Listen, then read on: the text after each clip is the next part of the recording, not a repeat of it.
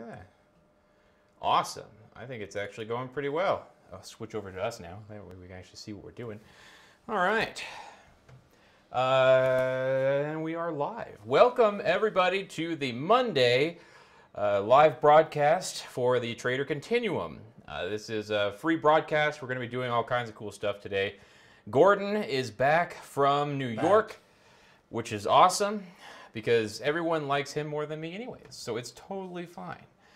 All right, we are going to jump right into all of this because I know that everyone is anxious to see what it is that we are going to be looking at. Let me shrink down this thing really quick. Now, if you have comments, if you want to ask questions, you are more than welcome to. If you go to the open chat bubble, there's a little bubble, looks like a little chat blob. You click on that and it brings up the little chat window. And you can use, you can just join chat as a guest. Yeah, I can actually. Yeah, why don't I do that? Move that over and yeah, I'll move this over to here, and then we'll go right there. There we go. Okay, so when you look at this window, this is what you're looking at right now. Other than I'm right here. If you click on this open chat blob right here, it looks like a little chat blurb thing. Anyways, if you go into that, you can chat, and I'll even. We'll see that, right? Yeah. Yeah. And so, we'll see this, and we'll be able to talk to you and all kinds of cool stuff. So I just joined as Wes Walton. I'll say hello. It'd be nice if I spell it right. Everyone. Right. So absolutely chat in questions that you have. More than happy to respond real time. You want us to look at a chart? You want us to give you the next best idea for the chart you're looking at? We'll do that. Yeah. We will do anything you want within reason. All right, we're going to go ahead and get started. I'm going to turn the time over to Gordon, and I'll have input here and there throughout the whole thing. But Gordon has some really cool stuff to talk about in relation to some of the stuff we've already talked about, but just how it's going now and what to expect going forward, and how to do a little bit more analysis on the S&P 500 and Netflix and all kinds of cool stuff. So I'm just going to hand this mouse over to you because I know that you're going to be doing mouse stuff. We're on it. Okay, so the big thing that I want to draw everyone's attention to is the fact that, what was it, 2 weeks ago? And about 3 weeks ago, really, we kind of got going on this. 3 weeks ago, we said there will come a day in the near future, someday before May 4th. May 4th would be the last possible day it could come. And we said that the market is going to make a decision, and it's either going to go bearish or bullish, and it's going to go rather significantly so. So it's going to be a big trade. You'd be able to catch and ride for quite a while, or even if it wasn't an individual trade you make, it's a trend with a lot of trades in it. So our key indicator was Netflix, and because of what Netflix was doing, we surmised that there was a better chance that the outcome would be bullish, and so it would be useful to make a bullish bet because we could have just a short distance to be wrong with and quite a strong distance to outperform with. Well, I mean, nails, right? Look at this chart here. How do I double click on that? Just click on that. Okay, yeah. There we go. Coming at you. Check this out. So what we're looking at here is the fact that right around this time, right as we were sort of topping and turning, we began that talk. And then right in here, with this big down day, everybody was worried because like, oh man, this is a resumption of this. Look how much volatility. And it's true. It could have gone that way. But it didn't seem like it was going to. Why? Primarily because of what was going on concurrently with Netflix.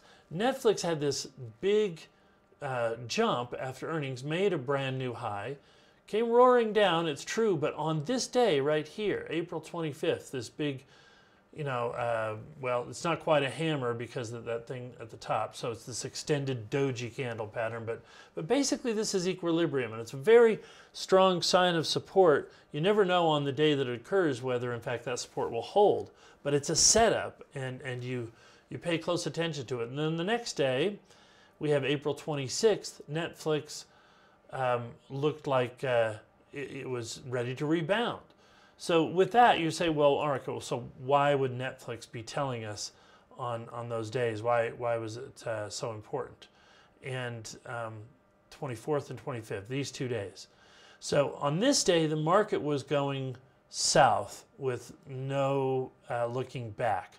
But this was the day Netflix was finding support, right? Isn't that what we saw? I got to make sure I'm not driving myself crazy here. No, 24th, that's the day. And then this was the day Netflix showed support. So, okay, not quite that dramatic. But Netflix showed support on a day that the market showed support as well. Now, the days that followed, notice this is the S&P 500, not the NASDAQ. We kind of go up and then we come back and make a new low. But with Netflix, we don't make that new low. In fact, we don't even threaten the old low down here. We kind of hold sideways that whole way. And then the big day, May the 4th, right? So off we go on May the 4th, on the same time as the market did, but Netflix went stronger than the market from a percentage standpoint. Well, you'd expect it to be that because it's only an individual stock. But the reason we have predicted Netflix would be a key indicator and would be a good trade is that it had been showing relative strength already, and that completely played out through this whole period. You look at how the S&P came down and how Netflix, it just sort of came down and held. So from a correlation standpoint, a relative strength standpoint, Netflix showed that its investors were willing to hang in there longer and stronger rather than the S&P 500 on average and as a whole. Now, the big reason I think that was so important is that Netflix is this growth company. It's not GE. It's not even Apple. It's not even Amazon, for heaven's sakes. It's a DVD rental company that made it big and the first one to really kind of unlock how to do streaming entertainment right. You know, that's what everybody looks at Netflix for. And for that alone, they're throwing money at this company. No, I mean, I get it. There's lots of evidence to suggest that Netflix is doing a lot of things right and has a lot of upside left still. But step back and kind of think about it for a second. This situation is the market coming this is the market getting excited about an idea. And you don't see a market move higher if nobody can get excited about an idea. Or another way to say it is, if exciting ideas are drawing the market, that's because people are willing to suspend their disbelief. They're willing to sort of hope, and they get excited like, oh, this could go much higher, right? People were willing to suspend their disbelief on cryptocurrencies up until about February, March, right? Yeah. Now it's like, okay, fooled me once. And so people are people are very skeptical about cryptocurrencies, which is why they're absolutely a real opportunity right now. We're going to come back to those in a second, but for now, Netflix was the right call to use as an indicator, and it remains that. As long as investors are willing to bid Netflix prices higher and higher, we could probably expect to see the market go higher and higher as well. And if we look at some of these other blue chips, well, I mean, Apple, Apple earnings have only now begun to sort of take a pause, and this actually represents opportunity for investors. Apple. Let's go there and look at the chart, see what we're talking about. So here we have the most important thing to say about any trade. Okay, I really want to underscore this. Is the best trade. People are always trying to figure out, well, what's the indicator that makes me the most money? What's the best trade setup? The best trade setup is a well-managed, risk-managed trade, a trade that is nicely set up for risk and reward.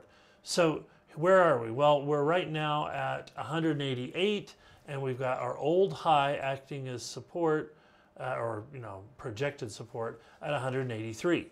So we've got the opportunity to risk $5 per share or less on Apple. And where can we go? Well, let's use my favorite trending tool, the linear regression. Now, linear regression is a terrible strategic tool, but it's a fabulous analysis tool because it represents sort of the statistical baseline. And what I mean by that is anytime you're trying to do a statistical study, trying to determine where a trend, as an example, a trend is a statistical study, where a trend has or will or could go, right? Then it's very useful to use a regression channel because that is the statistical encapsulation of all the data. And so I didn't draw that slope, all right? All I did is specify check from here to here. And the regression study does, the linear regression. What's the line that puts half the data on top and half the data on bottom?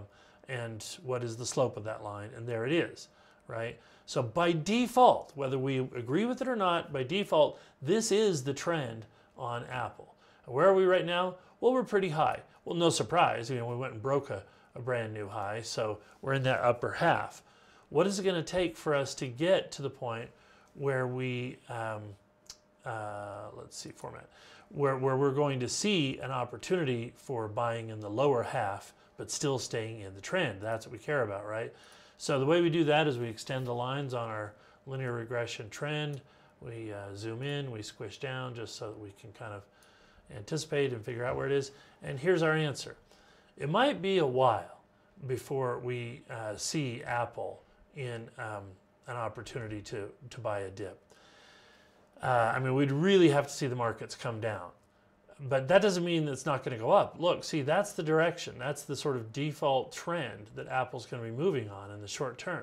In fact, if we make it back to the midline or even this, old high, former resistance, now support potentially, that's probably as low as we're going to see between now and the next earnings. Maybe we'll get into some of that area in Apple. So don't get too much in a hurry to try to trade Apple. That's kind of what I'm trying to say. There's an opportunity here, but be patient for it. Be very patient for it, okay? And so what are we looking at? We're looking at probably this area around here, 184, 185, 6, as a real deep discount anytime over the next month, if you should get that. But what if it just takes off? What if it just breaches 190 and starts heading north? Well, it could very well do that. So my plan, what I would consider a well-managed plan of risk, would be to take the top of where we are right now, and let's just go to the end of May with that. And then let's take that same line and put it down at the low of just those past 3 days and say this, okay, we're going to get in anywhere in here, all right? Anywhere we can get in here. Well, actually, no, let's do the opposite. Let's flip it around. Anything outside of here, that's what we're going to do. I'll show you how this works. Anything above this, we want in. We don't want to get in yet because we want to make sure we're getting in on the way up. We're either going to bargain shop. So in other words, you're going to put on a limit order below 187.5, or you're going to put on a buy stop order above 190.5. Those are your two opportunities. I'm in up here or I'm in down there. Now, this is why you're interested in these numbers. Either you get in here as a limit and then there's your stop, right? Just below it is your stop. Or you get in above this number and that line is your stop. Either way, you've got a small, manageable amount of risk. And what is your target? Well, that 200 is your target. So we're looking at less than, well, let's see, 86, yeah. So $3 a share at most, with the potential for $10 a share somewhere over the next couple of months. So that's your setup for Apple, and of course, you can also consider looking at that as an option play, right? Because you could, well, I'm not going to step through those. I guess we probably should talk about that at some point. All right, now I promised I would talk about cryptocurrencies. Wes, do you have any questions, or did anybody chat on a question? Nope, we're good. Although we have had quite a few people join us since the beginning of this broadcast, since we actually announced the chat part of this. So why don't I just very briefly show you how to get into the chat part, just in case you've got questions for me or for Gordon during this presentation. If you look on this this little, well, I mean, you're right here right now anyways, but if you look at this little blurb part here, it says open chat. You can open the chat and you can join as a guest.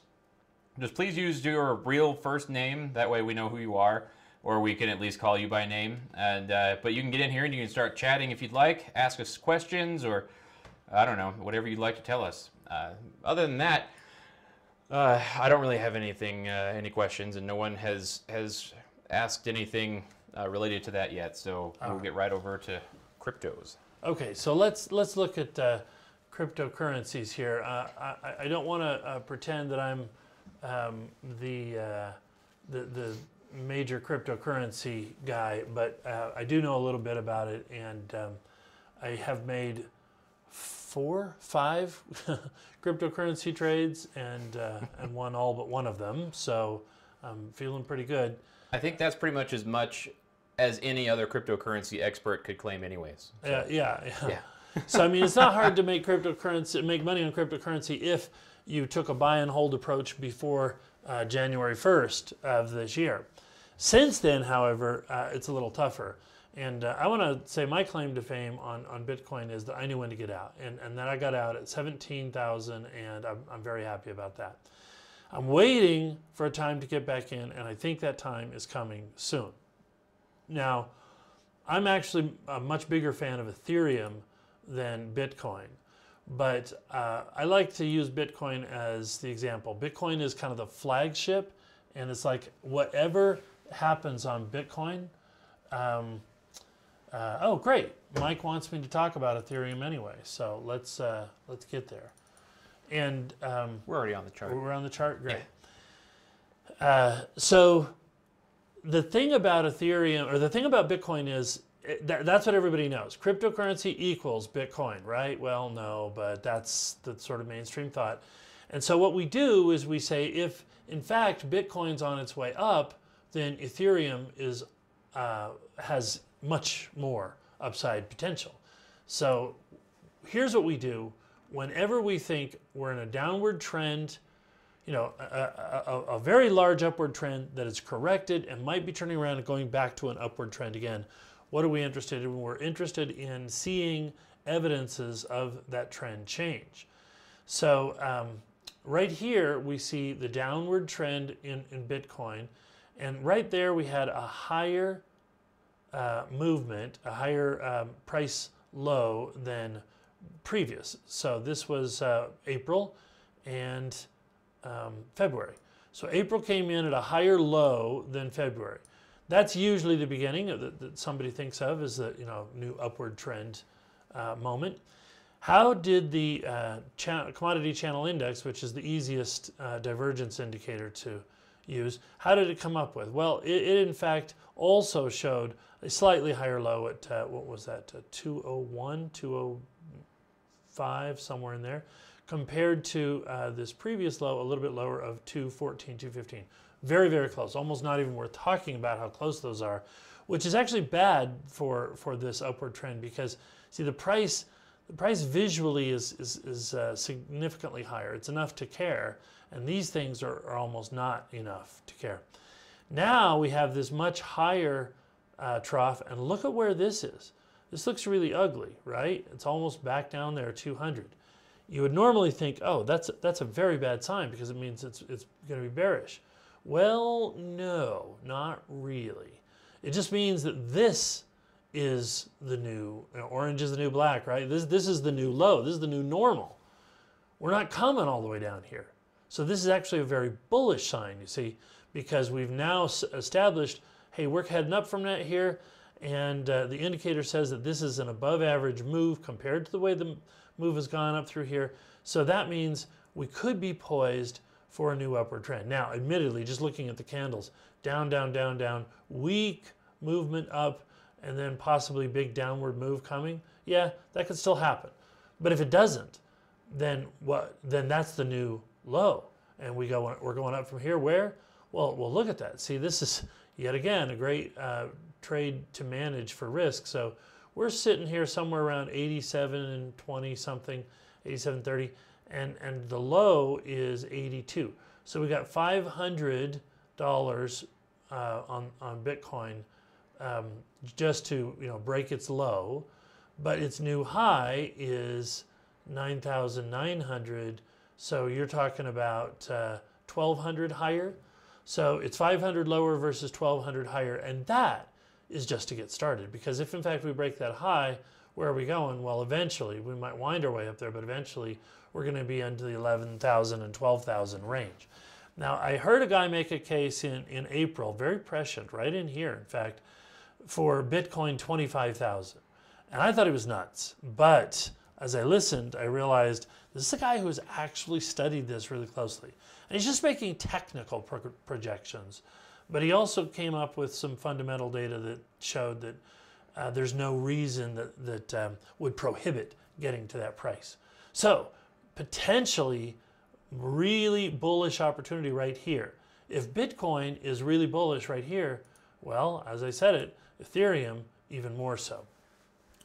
Now, Ethereum, on the other hand, has a very clear trend change pattern. So here's the big dip on Ethereum. There's the CCI low. We come down, we make a new low, and in fact right here, so we made a higher low, a higher trough right here, and the price made also a higher trough. So at that moment, it looked like, oh, okay, that's just confirming change of trend, but no, then it went down lower. But here's what you love. See, we made a low, a new low on Ethereum and compared to the previous 5 days, and then a new low compared to the previous 60 days, and yet the commodity channel index wasn't reaching a new low, meaning the velocity going down is coming out of this move. See, giant candles, big volatility, a lot of velocity, a lot of speed in the selling. And so now, yeah, we're selling, but we're not crazy selling. We're not panicking. That means the bottom is near. And sure enough, we hit a bottom, we hit a new trough. And where is that trough? Look at that trough by comparison. Massive bullish divergence. All three of these lower in price, higher in trough areas, and you love that. And then sure enough, there comes the turn. Now what? Well, we didn't even have a pullback. We just went, and right now is the most recent pullback we've got on Ethereum. So Ethereum looks like, because we've pulled back to the middle, that maybe it could come down a little bit more.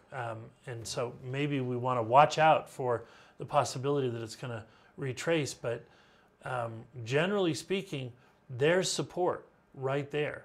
660, 650, somewhere in that range, right? That's Ethereum's support. So if you get in at Ethereum right now, 730, you got 630, you got $100. And what's the upside? Well, at a minimum, we'd like to think that we're going to head there at 830. So that's another 100 just to get to the upside. So we're 50-50 from where we sit right now. We kind of like the idea of coming back a little bit in price, buying in here and getting like we're buying in the lower quartile, right? That'd be nice, but it might not happen. Either way, once we break that high, that upward trend resumes. And where are we headed? Well, to a new high there of 1,000 or more on Ethereum. And if Bitcoin gets 25,000 guaranteed, Ethereum hits 2,000. So you could be looking at a 3x move here by the, oh yeah, that 25,000, the forecast was for the end of 2014. And so, or 2018, sorry. Yeah. So 2018. So that's a really nice time frame. He made a case for seasonality. In other words, that cryptocurrencies generally do better in the last half of the year, and in particular the last 4 months of the year. So August through December, probably when we see a big move in crypto, if in fact there does come one.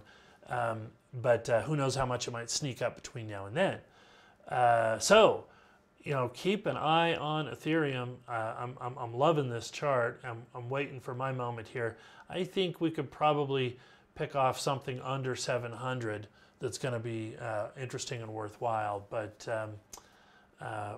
not, maybe not. Get ready, because if it just takes off and breaks 800, then it's probably not looking back. So yeah, that's Ethereum. And for those of you who are willing to go a little bit deeper, you can check out Litecoin. I'm actually still holding Litecoin from back in here. I like it I think Ethereum will outperform the three of them.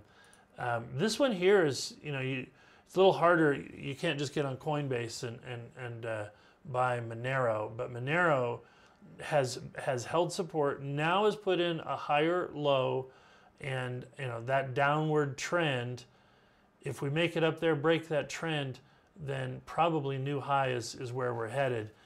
It's at 220 now. It could easily be 500. Not quite the 3x level that Ethereum's at, but it's worth keeping an eye out for. Dash, on the other hand, could be even better than them all. And Dash could be, like, you get in a trade now at 4 and change, and you've got 370 as your low, right?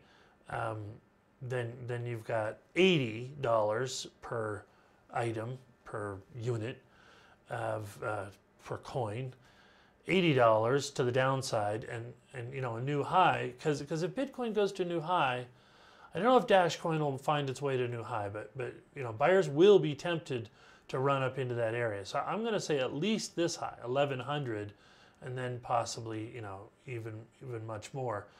But here we're sitting back at 400. That's 3x and plus, of course, from where we could end up. And then last of all, Ripple you got to be really careful of, because while there's a lot of opportunity, people really got excited about this move, but notice that Ripple didn't participate in the rest of the cryptocurrency. Why is that? Well, because Ripple has this very poor scarcity model. A lot of people bought it because it was the biggest name that was cheap, and that was kind of a mania and a craze that ran up. I know people are kind of holding it through here, and it might be the case that it's going to run up and repeat, but I think it has the weakest fundamental case of all of the major cryptocurrency names that you hear about. And so while it looks good, and it could be good, I think your chances are much better off with Ethereum and Dash. And if you're more conservative, then think Litecoin. So that's the cryptocurrency rundown. We have Giorgio that can tell us about Bitcoin futures. I don't think Bitcoin futures have matured well enough, but if there was any way to make money on Bitcoin futures, Giorgio can tell us about it. We probably ought to get him to have that conversation with us. What do you think? I think we could probably convince him to help us out with that. Okay. Okay. I think Giorgio is probably the most excited about being part of the trader continuum of anyone. Yeah. Well. Yeah. That's cool. That's cool. I just wanted to point out that we're about to close the market here, and as I'm sure you're aware and looking at it, we're looking at a day of where are we going to close? 60 points on the Dow. I mean, pre-market we were up 90. Throughout the market we were up 80 or 90, and we're kind of closing on 60. So it's this small, tentative, but by default upward day that traders and investors are pushing along. So that's actually good long term for bullish, because bullish days are these sort of quiet little tentative upward moves, and that really reinforces the fact that we're in more of a bullish trend. So I'm going to hand this over to you, Wes, and let you have a chance at talking through currencies or euro or whatever you go. And if you, by the way, want to just mention the Australian yen is up. I mean, I don't know who might have told you to watch for that, but I don't know. Yeah, maybe you should be the one talking about the currencies then. Let's see. Let me log out of. You know what? Actually, I'm just going to bring up Vantage Point. Oh. Vantage Point has been more or less my my go-to platform recently for determining divergence on some of these currency pairs. This neural strength indicator has been pretty reliable. So last week we were talking about a bullish divergence move on the Euro US dollar. Let me go ahead and bring up our charts. There we go. So last week we were talking about a bullish divergence setup on the Euro US dollar, and that has, well, officially occurred now. We were waiting for this trough here to finish up, which it did, and I mean, we're just moving right along with the Euro US dollar. I've been enjoying that one quite thoroughly. And we also talked. That's a nice divergence, isn't it? Yeah. Yeah, exactly. Because we were going up on the neural index, but we were going way down in price. So it was a pretty rapid bullish divergence that we saw set up. And so we started buying down here when the market opened on May 10th. So I think that was Thursday. Thursday? No. Wednesday, Thursday. Anyways, so we started buying down here when we saw the divergence was actually getting set up the rest of the way. Once we printed this candle and the market opened, I was all over that thing. Nice. That was pretty awesome. The US dollar, Japanese yen, we were talking about how this one is setting up for a bearish divergence. We were getting higher highs in price, but we were getting lower highs in the neural index indicator. So we've been looking to make this a sell trade since here, the opening of this candle, when we printed a nice lower move on the neural index. So we did go down and we came back up, and last week at the end of the week, once we printed this also on May 10th, I mean, we were talking about the Euro US dollar on May 10th. We were also talking about the US dollar Japanese yen on May 10th. When this candle opened up here, then that's when I took my sell trade, because that's when we officially had made this nice peak, and it was a lower peak than before, but we had higher price before, so Nicely done. Yeah, and all I had for today was the follow-up on those two currency pairs in particular. So if we want to look at the Australian dollar, Japanese yen, let me bring that one up. There we go. Australian dollar, Japanese yen, and you had been talking about that as being a nice buy trade. And, well, that was a nice buy trade. Yeah, eventually. I mean, it did dip down, so it's Yeah. like, but the importance of this coming up is the fact that it could be more on the way for this trend. We could break this trend, start heading up, and then that will kind of feed the worldwide risk appetite, and it'll lift the U.S. markets as well as other stock markets around the world. Right. Yeah, I mean, we also were seeing bullish divergence down here. Let me switch back to the chart. I'll get that figured out. The switching thing will become easier over time. We had bullish divergence on this as well. We had set much lower troughs in price, but we were making higher troughs in the neural index. So it's subtle, but it was there.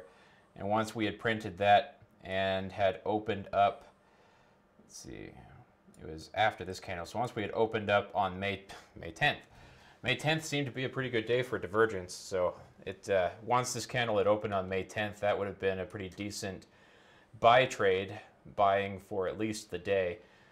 And usually I just take a one-day trade on divergence setups, unless there's something that's telling us a significant amount of movement, which none of these have really told us that. So I've been looking at only 1 to 2 days of trading on each one, and each one of those would have turned out pretty well for divergence. So I like divergence, so I'm gonna stick with it, I think. Nice. Yeah. All right, and that's all that I had for the currency market. I don't know if you had any other insights or whatever. Tomorrow we're gonna have quite a few more updates. You have one? I do have one more thing I forgot to mention sweet. on my charts, and that was the we had talked the last time I was here about a stock called Blue Apron. I'm going to just call it APRN. APRN. This was or a company called Blue Apron, Stock Apron. And we had talked about how this was connected with Costco. And where were we? Let's see, that was when we talked about that, was that a week from Friday? Yeah. So 1, 2, 3, 4, 5, this day right here. If that's the case, if it was this day that we were talking about, I mean, if that's the day, then I would have been talking about this as a gap signal, because there's the gap and there's the day after. But as you can see, this turns out to be this really fun trade. It runs up really fast, comes back, just slamming back down. But the big news is it's holding. It's holding support right here. And no, it didn't end up at a high, but neither did the market. Penny stocks aren't usually correlated very well with the market. But here's the thing. See this positive volume right here? It's not fully gone. See, I mean, yeah, we don't have these big smokestacks. If we did, then the price would be rocketing up. But see, these are higher than previous. What that means is we've got, you know, it's all based on the earnings. Earnings were good, and you know, they were good for penny stock world. That is, they were less of a loss than anticipated. People thought they were going to lose 24 cents a share. They only lost 17 cents a share. Oh boy. Yeah, right. So, but lots more volume on average. That average is still holding, and this is a big deal. When you have a low-cost stock like this, when new volume comes in and stays, and the price makes a run up but pulls back and holds. If it's holding while that new volume is still around, that's a big opportunity. And right now, it's a real easy opportunity, because you could make a purchase and set your stop loss right there at this old resistance, I mean, just underneath it, right? So you could talk about 229, be in at 260, out at 229, 230, somewhere in there. 30 cents per share you're risking. I mean, think about that, 30 cents a share. If you could buy 1,000 shares and you'd only be risking $300. If you had a $100,000 account, you could buy 3,000 shares of this. 3,000 shares, when this thing goes from, you know, 2.5 to 3.5, well, that's $3,000. And how fast can it do that? Well, I mean, just look how fast these candles are capable of moving. It could do it in about 2 weeks. 2 weeks from now, I don't know. But that's just the nature of penny stocks. They make these big, fast moves. And if there's any sort of good news coming along, well, Blue Apron is going to be, you know, showing off their product in Costco. I don't think the big push has happened yet, but that'll happen throughout the summer. And so I think what will happen is that if that test market goes well, then word's going to leak out about how well it's going, and you won't have to read any message boards. You just watch the price. If the price starts running up, then you know it's going well. And so anyway, this is something I wanted to pay attention to. There's a lot going on this chart. Check this out. See, downward trend, decrease of volatility, smaller candles. See, smaller candles usually mean change of trend.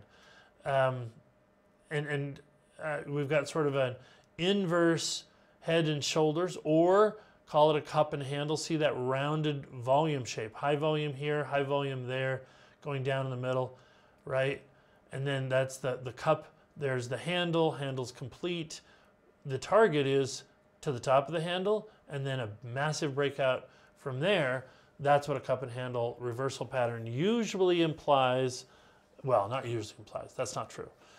When it goes highly successful, that's the pattern it follows. That's what people get excited about cup and handles for, is for this potential of this, you know, huge breakout, because there was the turnaround, and then the people who didn't finish selling sold off, and then they're all gone, and the idea is that all that's left are buyers, and you get this critical mass of people clamoring for the stock.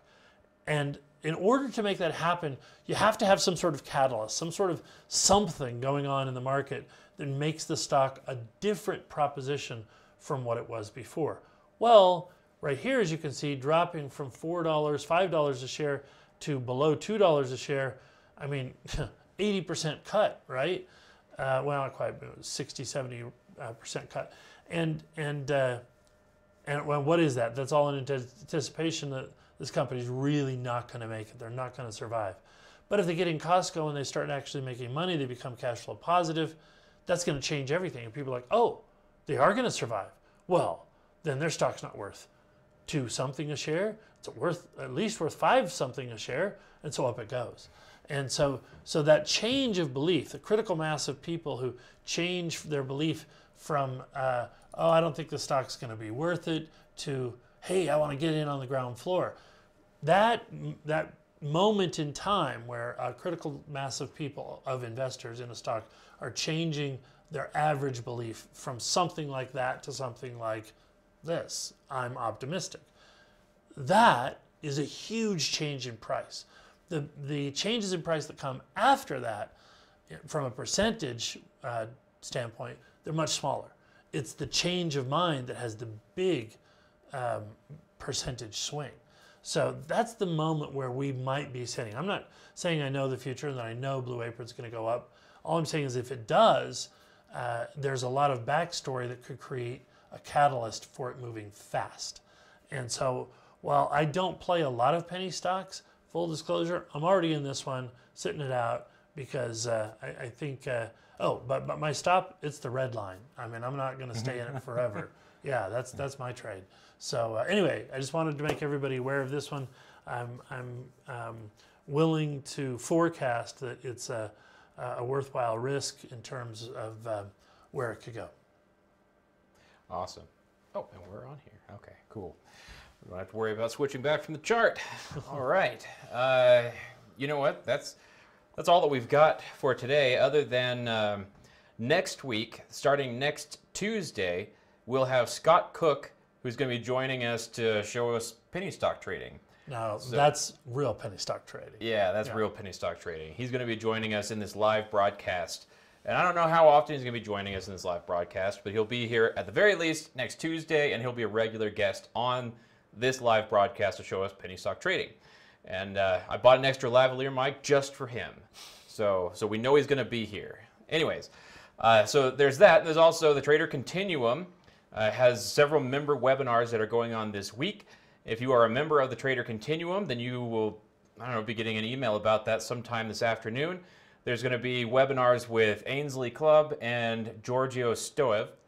And next week, we're going to have all the experts presenting on member webinars. So we're just ramping up now that we've got the Trader Continuum actually open for new members and new registration. So if you haven't registered or if you haven't gotten a subscription to the Trader Continuum yet, you should do so very soon. And what was it that you were just talking about before we started this that you wanted to bring up for the Trader Continuum? So maybe we could give them a little preview of content behind the paywall, the Trader Continuum. I mean, if you sign up for the $49 a month access, in addition to getting recordings of everything here, and also hearing more extended webinars both from us and from our other experts, the one thing that we have in mind to do is to create a series of little mini lectures that are basically going to talk about, hey, if you're an investor or a trader, or if you're something in between and you're trying to move one way or the other,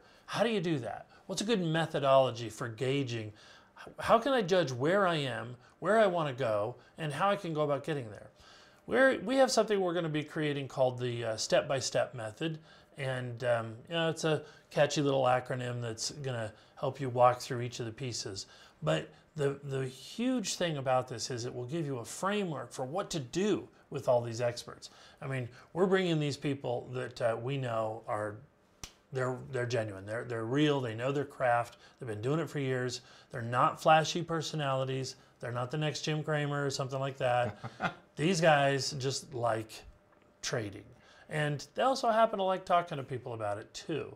But if they had to choose one or the other, they would just do the trading because that's what they're into. And well, they're that good at it, right? So anyway, the thing that they're going to be doing is giving you all these ideas. And if you're just chasing after all of these ideas, then you're kind of like a kitten chasing at every possible idea of prey and catching none of it, right? We want to teach you how to be a cat, a big game cat, right? Lion, tiger, leopard, puma, take your pick. One of those beasts. And you want to be able to say, I want to sit back, choose my prey, and get it. Okay? That's a good metaphor for what traders do. I can't take credit for that. That's expressing it that way is mine, but the general idea is from Van Tharp and his books. That really a predator sense. That sounds bad because like you're hurting other people. No. It's being choosy.